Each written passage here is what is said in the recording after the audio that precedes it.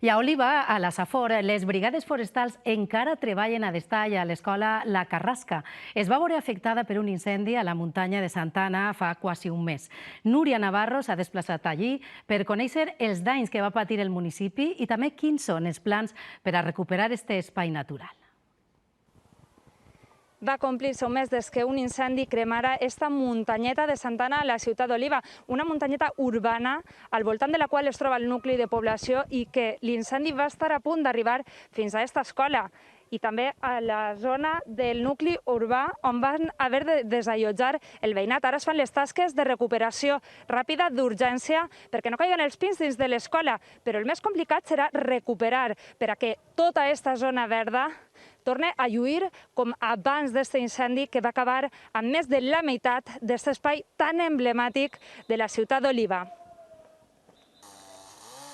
Tallen els últims pins cremats que queden a l'escola La Carrasca. Són treballs d'urgència perquè l'alumnat no córrega perill, ja que l'incendi va deixar danys molt greus. L'estrat arbustiu està totalment arrasat i el que és la part arbòrea, els pins que la pinar que hi havia s'ha vist tot això flamar i hi ha 95% de mortalitat d'arbres. Sanejaran la zona i després quedarà el més difícil, la reforestació. S'ha cremat tota la cara sud de la muntanya, 11 hectàrees de les 20 que té el parc. L'Ajuntament ja treballa en un pla de reforestació junt amb la Universitat Politècnica de Gandia. Malgrat estar al centre de la ciutat, sí que conserva aquest caràcter més natural, més cru de muntanya, però ens agradaria posar-lo en valor recuperant un poc aquest verdor i aquest esplendor que tenia abans. Però els tècnics recorden que queda un llarg procés.